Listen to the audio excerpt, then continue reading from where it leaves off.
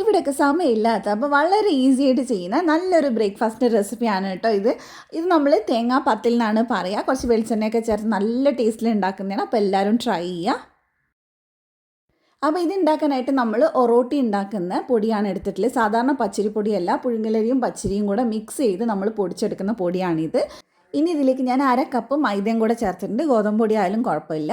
പിന്നെ അതേപോലെ തന്നെ 1/2 കപ്പ് തേങ്ങയും കൂടെ ചേർക്കുന്നുണ്ട് കേട്ടോ. പിന്നെ ഒരു 2 ടേബിൾ സ്പൂൺ വെളിച്ചെണ്ണ ചേർക്കുക, ഒരു കോഴിമുട്ട ചേർക്കുക.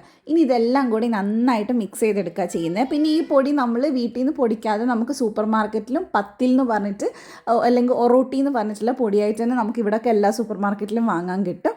അപ്പോൾ ഇത് നന്നായിട്ട് നമ്മളിത് മിക്സ് ചെയ്തെടുക്കുകയാണ് കേട്ടോ ചെയ്യുന്നത്.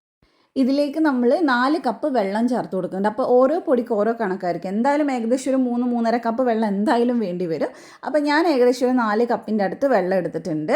അപ്പോൾ കുറച്ചായിട്ട് ഒഴിച്ചിട്ട് നല്ലപോലെ ഇതൊന്ന് മിക്സ് ചെയ്തെടുക്കുക. അപ്പോൾ നല്ലപോലെ നമ്മളിത് മിക്സ് ചെയ്ത് എടുത്തിട്ടുണ്ട്. ഇതാണ് ഇതിൻ്റെ പരുവം. ഒരുപാട് ദോശമാവിൻ്റെ ആ ഒരു പരുവത്തിലല്ല, കുറച്ച് കട്ടിയിലാണ്. ഇനി ഇതിലേക്ക് ആവശ്യത്തിനുള്ള ഉപ്പ് നമ്മൾ ചേർത്ത് കൊടുക്കുന്നുണ്ട്.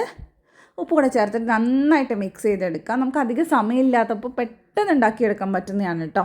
ഇനി നമ്മളിത് ചുട്ടെടുക്കാനായിട്ട് ഒരു ദോശത്താവ് വെച്ചിട്ടുണ്ട്. അതിലേക്ക് കുറച്ച് വെളിച്ചെണ്ണ ഒഴിച്ച് കൊടുക്കുക. ഇതിൽ കൂടുതലും വെളിച്ചെണ്ണ ആയതുകൊണ്ട് തന്നെ നല്ലൊരു മണമായിരിക്കും ഉണ്ടായി വരുമ്പോൾ തന്നെ. ഇത് നമുക്ക് 1-2 ചെറിയ തവി മാവ് ഒഴിച്ച് കൊടുക്കുക. പരത്തി കൊടുക്കേണ്ട ആവശ്യമൊന്നുമില്ല, ജസ്റ്റ് ഇങ്ങനെ ഒഴിച്ചു കൊടുത്താൽ മതി. അതിനുശേഷം നമുക്കിതിനൊന്ന് വേവിച്ചെടുക്കാം. ഇത് നമ്മൾ കറി ഇല്ലാതെ നമുക്ക് തേങ്ങാപ്പാലിലും പഞ്ചസാരേൻ്റെ നെയ്യിൻ്റെ ഒക്കെ കൂടെ കഴിക്കാൻ നല്ല ടേസ്റ്റാണ് കേട്ടോ. കറി ഉണ്ടെങ്കിൽ നമുക്ക് ചിക്കൻ കറി, മീൻ കറി അതിൻ്റെ ഒക്കെ കൂടെ നല്ല കോമ്പിനേഷനാണ്. അപ്പോൾ ഒരു സൈഡ് വെന്ത് വരുമ്പോൾ കുറച്ചുകൂടെ വെളിച്ചെണ്ണ ആക്കിയിട്ട് നമ്മൾ ഇതിനൊന്ന് തിരിച്ചിട്ട് കൊടുക്കുന്നുണ്ട്. 2 സൈഡും നന്നായിട്ടൊന്ന് മൊരിച്ചെടുക്കുക. ഇവിടെ മോനുവിനൊക്കെ നല്ല ഇഷ്ടമുള്ള ഒരു ബ്രേക്ക്ഫാസ്റ്റും കൂടിയാണ് കേട്ടോ ഇത്.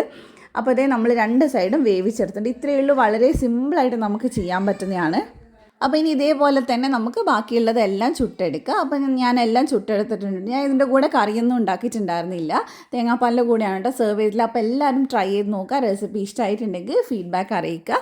അതുപോലെ തന്നെ ചാനൽ ഫോളോ ചെയ്യാത്തവർ ആരെങ്കിലും ഉണ്ടെങ്കിൽ ചാനലൊന്ന് ഫോളോ ചെയ്യാം. മറ്റൊരു നല്ല റെസിപ്പി ആയിട്ട് നമുക്ക് വീണ്ടും കാണാം. Thank you for watching.